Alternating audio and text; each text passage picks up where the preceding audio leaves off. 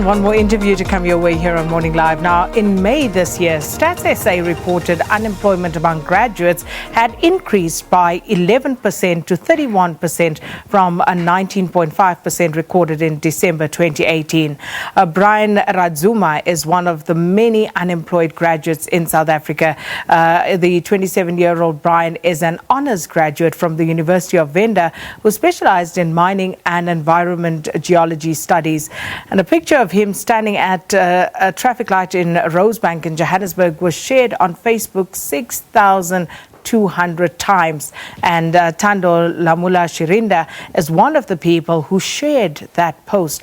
Now, Thando has also recently been crowned Mrs. Africa 2020, and she's here with Brian. Thanks to both of you for coming through this morning.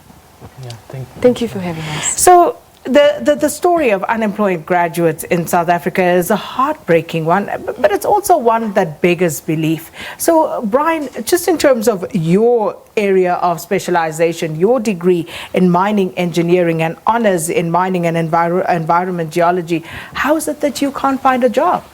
It's very hectic, and and only to find that also my colleagues, they also struggle. Sometimes you find that, like, trying to analyze if I'm the only one who's trying to, to reach up there, trying to look for a job, sending emails and stuff. But it's heartbreaking also to find that also my colleagues, we are just struggling to find a job. So. But why is it? Because one thinks of, you always hear about the STEM subjects, science, technology, engineering, mathematics, and you're told that there's a shortage of skills in those areas, and you ought to be able to find a job quite quickly.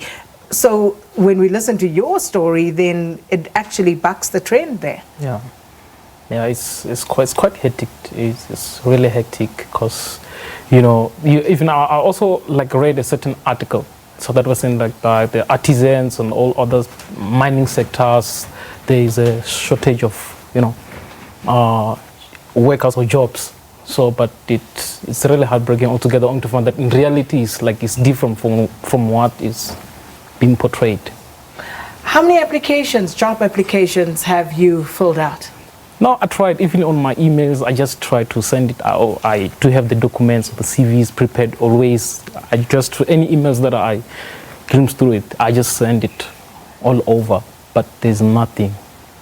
So when you say there's nothing, does this mean there's no response at all? No. Or, is it usually unsuccessful for other reasons? Yeah, some do send the unsuccessful response, but some they just go quiet altogether. Have you managed to try and dig down to find out why your applications have been unsuccessful?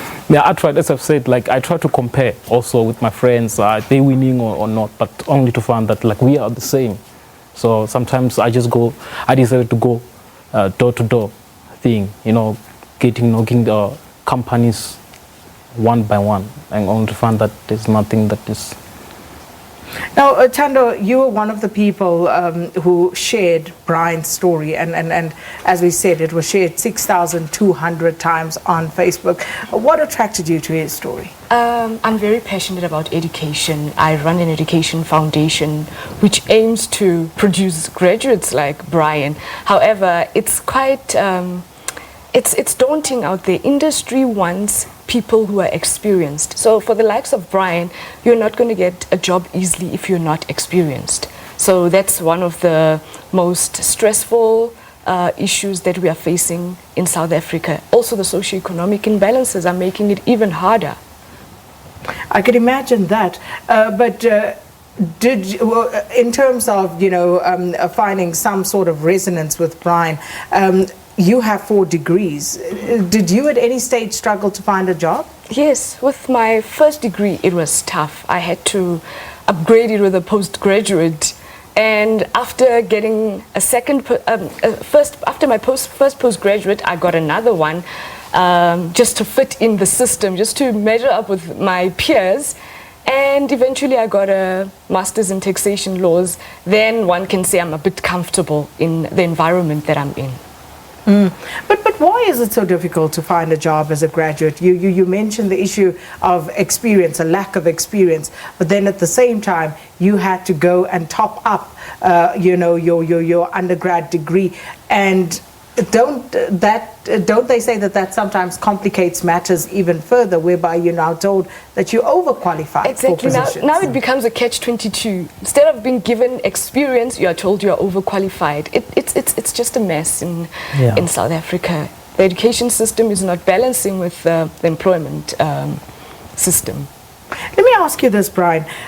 The jobs that you've been trying to land, are you looking for specific jobs in your area of specialization, or have you just been looking for a job?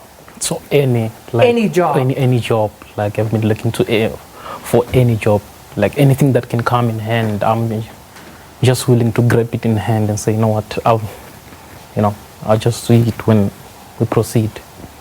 Now, you see, and this very often is for me where it becomes sticky. And when Brian says he's looking for any job, the mind boggles even further.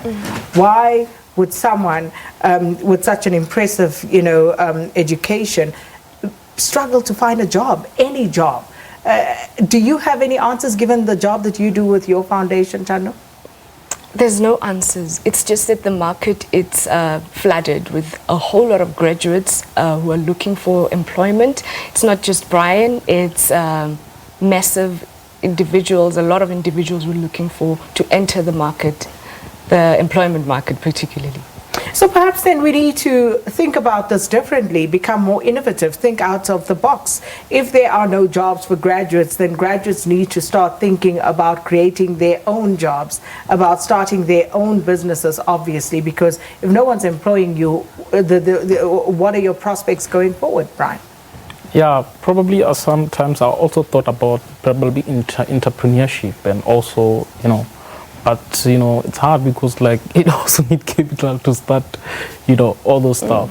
But when you say it needs capital, what are you thinking, and what do you think you'll need in terms of capital outlay? I also thought about businesses, so yeah, capital itself, it's a problem itself. But aren't there programs available, Thando, to actually help young people start up businesses? There are programs that the government is offering, especially with TVET colleges. When you enter through that system, the government assists graduates or entrants in that particular system to get into entrepreneurship, and they offer soft skills as well. So yeah, there are programs in that particular stance. So is there something that perhaps you could help Brian with, trying to match his skill set with setting up a business to get him going? We'll do that. We'll work together with Brian. I contacted him and we spoke. We've been speaking. We want Brian to get into the system so that he actively participates in the economy as well. What would you ideally like to do, Brian?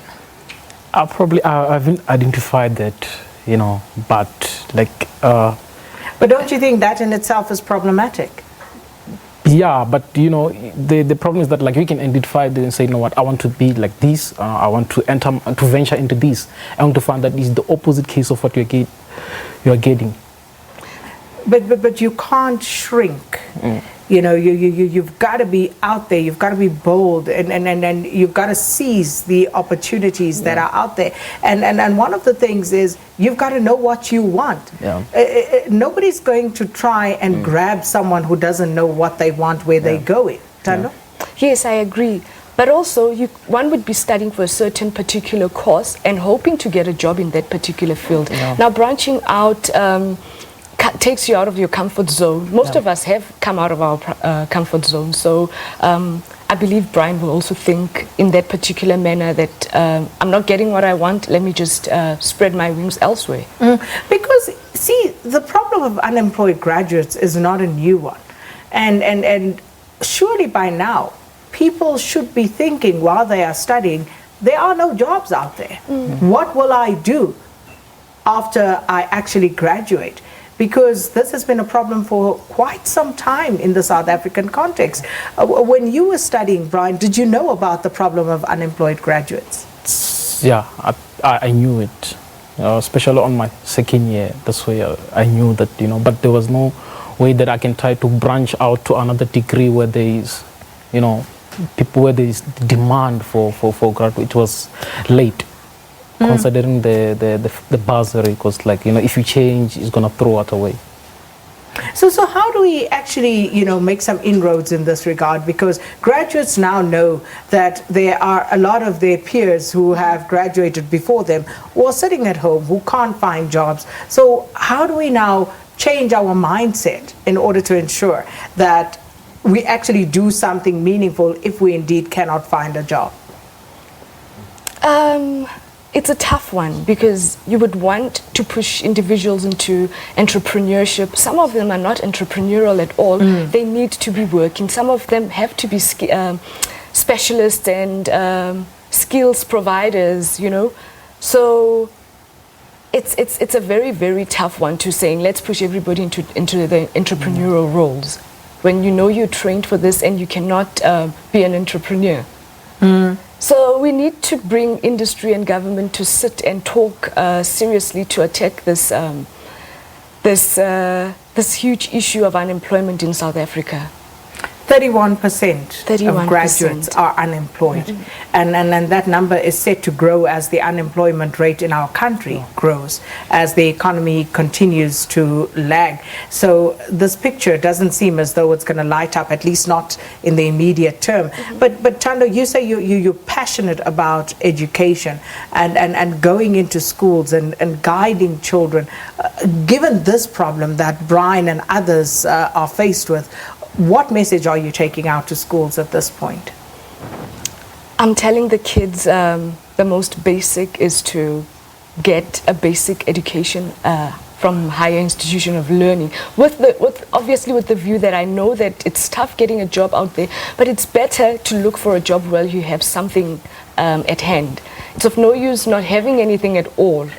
So I tell kids out there, or youngsters out there, that it's imperative to liberate yourself with education, especially now that the government is offering free education. Grab it with all hands and take advantage of it. A light will come up eventually. Brian, I'm going to give you 30 seconds to sell yourself. Who knows, somebody might be out there watching right now in the spirit of Christmas and giving and festivity. Who knows, an opportunity may exist. So here you have it, 30 seconds, sell yourself. I'm looking forward for brilliant 2020 with a job in my hand. So I'm willing to be assertive and, to do anything, whatever it takes, I'm willing to, You know what, I'm going to give you another chance. You are Brian. Your potential employer is watching you right now. Tell them who you are, what you're going to bring to their business, why you're going to be an asset, and why they would be better off for employing you. Take two. Here we go, Brian. Okay, I'm Brian, and I obtained my honors in environmental geology, like in mining. But doesn't mean that like I'm not looking for other things. Like I'm willing to put and also to diversify into another field, whatever it takes. So I'm willing because I'm assertive and I can be able to work under pressure and all the stuff, like whatever that, everything that they have.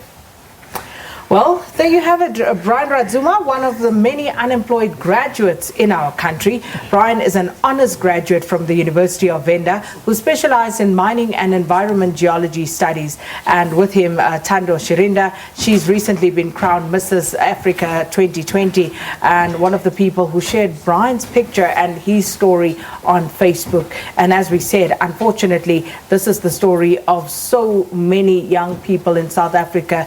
31% of graduates in this country are unemployed, and something needs to be done about the situation. We're going to take a quick break.